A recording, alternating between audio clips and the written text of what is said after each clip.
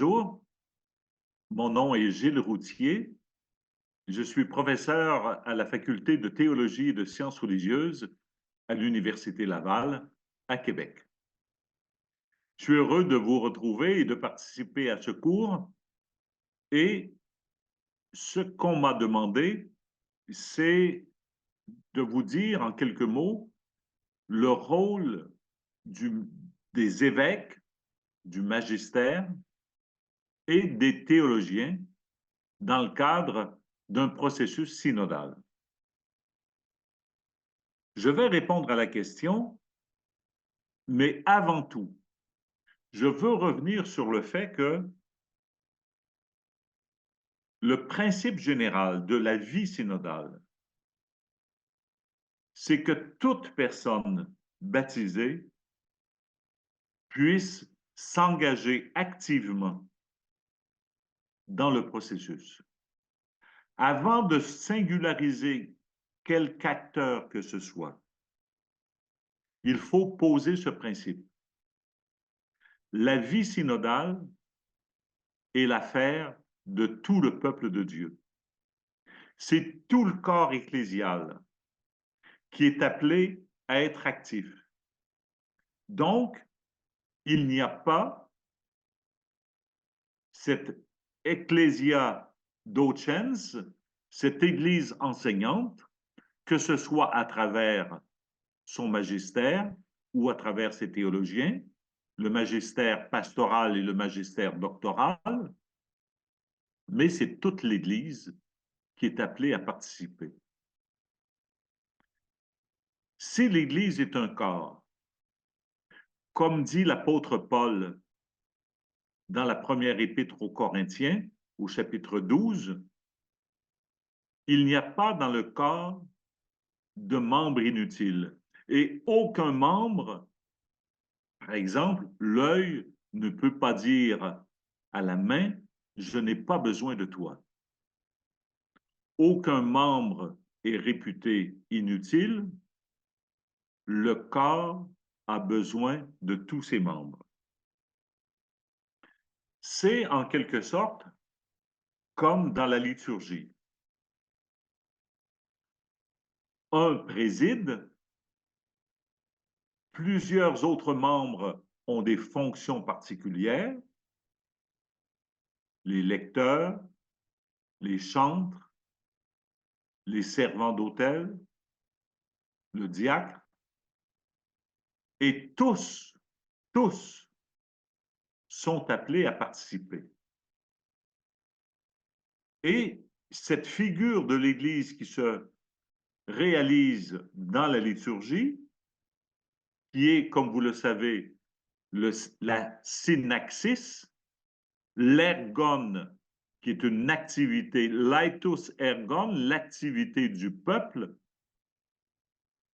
De même, dans la vie synodale, alors on passe de la synaxis au synodos. Dans le synodos également, tous sont appelés à participer, mais cette participation, comme dans la liturgie, le corps est organisé, le peuple est lui-même organisé. Cette participation de tous est différenciée. Et on va retrouver les mêmes éléments. Un qui préside. Tous sont appelés à participer et quelques-uns ont des fonctions particulières. Maintenant que j'ai posé ce principe de base, je peux, et seulement après avoir posé cela, je peux répondre à la question, quel est le rôle particulier, spécifique des évêques et quel est également le rôle particulier des théologiens. Ils ont bien sûr, les uns et les autres, des fonctions spécifiques. Traditionnellement, et cela est affirmé depuis longtemps, on va dire que dans un concile, et je pense dans un concile écuménique, mais c'est vrai également dans la vie synodale, les évêques sont, et on avait deux expressions pour le dire, ils sont testes fidei, donc témoins de la foi, et iudices fidei, ils sont juges de la foi. Il s'agit des deux fonctions spécifiques qui leur appartiennent. Ils ne font pas tout, mais lorsque l'on dit qu'ils sont témoins de la foi, ils sont témoins de la foi de leur Église. L'évêque, en quelque sorte, est une personnalité corporative. Ce n'est pas son opinion propre qu'il exprime. Il est dans l'Assemblée témoin de la foi de son Église. Et sa parole, sa propre parole, inclut la parole de son Église. Comme disait Ignace d'Antioche, en rencontrant un tel, j'ai rencontré votre Église. Il témoigne de la foi qui est portée par son Église, et non pas simplement celui qui rapporte ou qui exprime son opinion personnelle. Et également, ayant écouté, ayant entendu, lorsque une question difficile, une question divise, une question délicate divise, il est juge de la foi. Au terme du discernement de l'Assemblée, il juge de la foi. Donc l'évêque, en même temps, comme dit également l'apôtre Paul, il est à la jointure entre son Église locale, dont il témoigne de la foi, il est à la jointure des autres Églises qui l'écoutent également, le témoignage de la foi qui vient des autres Églises, et également, cette fois-ci de manière diachronique, de ce qui vient de plus loin que lui, de ce qui vient avant lui, c'est-à-dire de la foi des apôtres et de la grande tradition. Et enfin, il écoute les signes des temps, les interpellations du temps présent. Donc, on pourrait dire que l'évêque, son premier rôle, c'est d'écouter.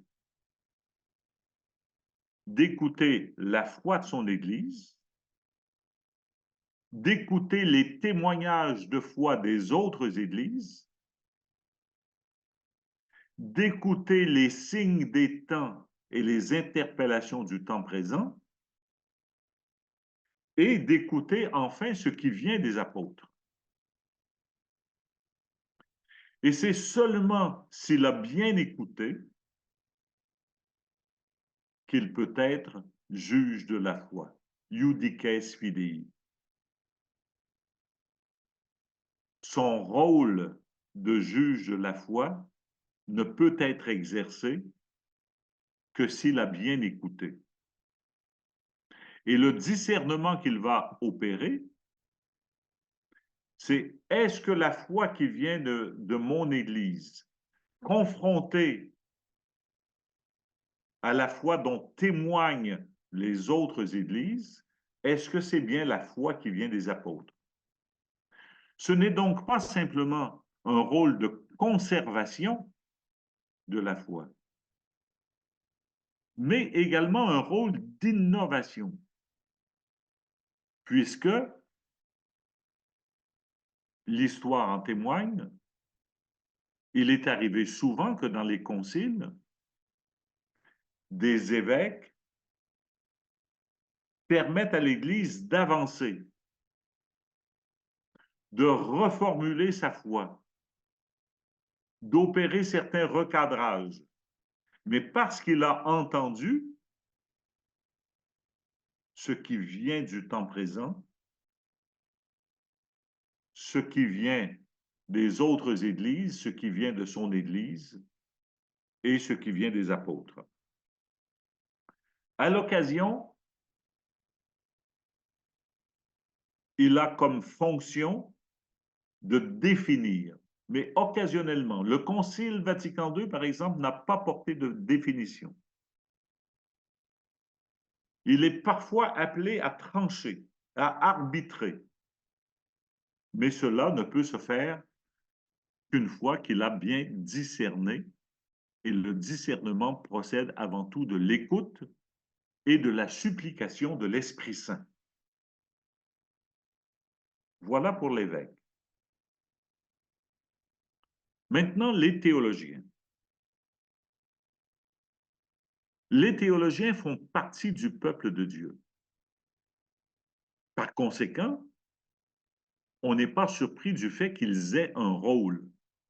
On ne peut pas marginaliser les théologiens, ni les bâillonner. Ils ont un rôle. Et leur rôle, si la théologie est intelligence de la foi, ils ont pour fonction particulière. Ce n'est pas exclusif, mais cette fonction-là, elle leur est confiée de manière particulière. Ils ont pour fonction de rendre la foi de toujours, la foi qui vient des apôtres, de la rendre intelligible dans la situation présente. Et, et ils sont en particulier en dialogue avec la culture, avec également les sciences, qui interrogent sans cesse la foi chrétienne. La situation culturelle, la situation du monde, pose de nouvelles questions à la foi chrétienne.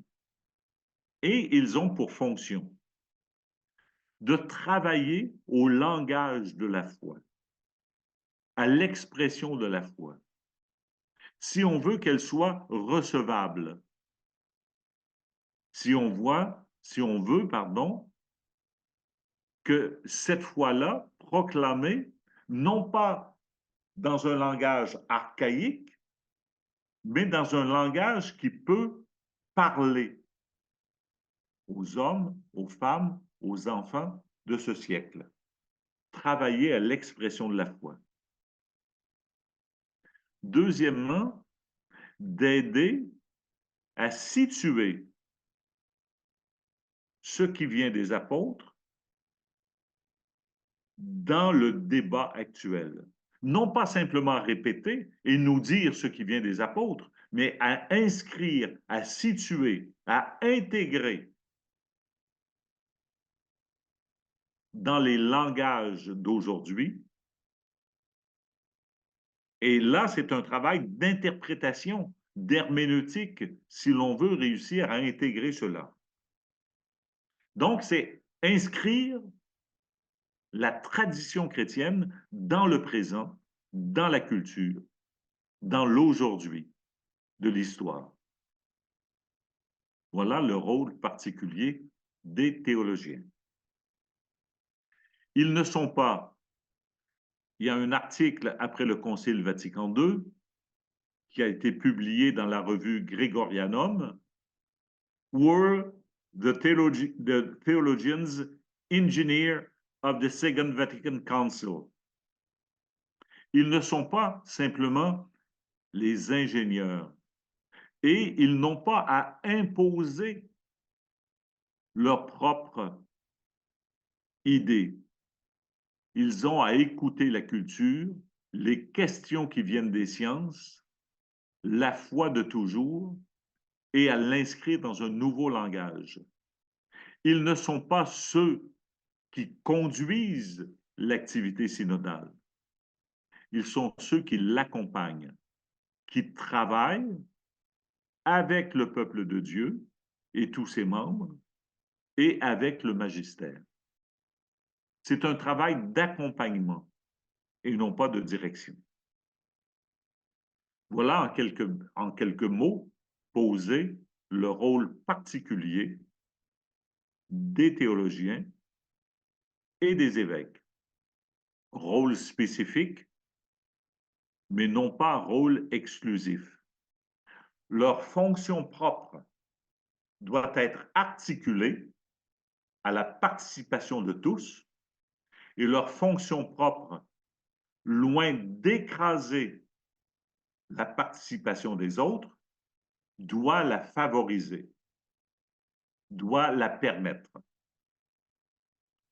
J'espère que cet exposé a eu quelque chose d'éclairant pour vous.